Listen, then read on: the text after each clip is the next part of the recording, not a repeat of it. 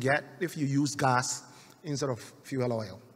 And what I've done here is to look at the Takoradi Enclave, the Abuasi Enclave, where we're generating close to about 1,000 megawatts thermal generation. If we use gas, our monthly bill there, I don't think this is coming out.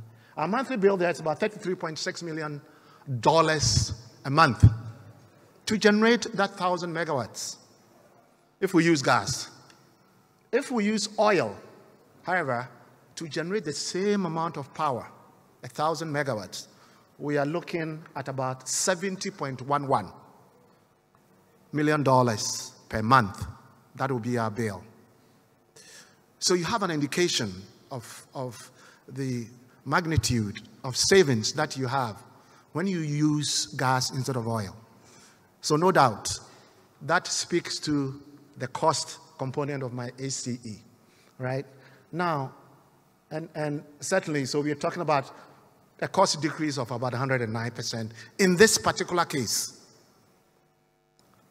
What about environmental responsiveness? We say that, oh yeah, gas is environmentally friendly. How friendly?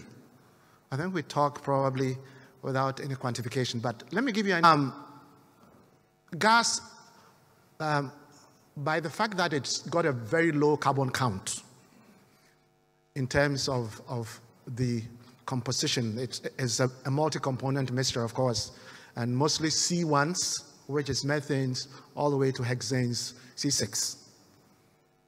Oil, however, ranges typically from C4 to about C12. I mean, that's the oils that we actually use.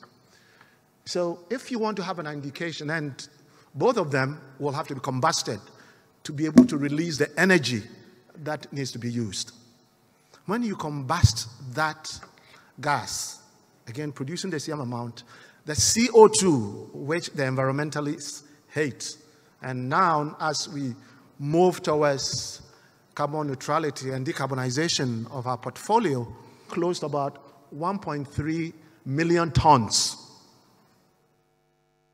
of CO2 per year to generate the same 1,000. But oil, look at that, it's about 6 times that.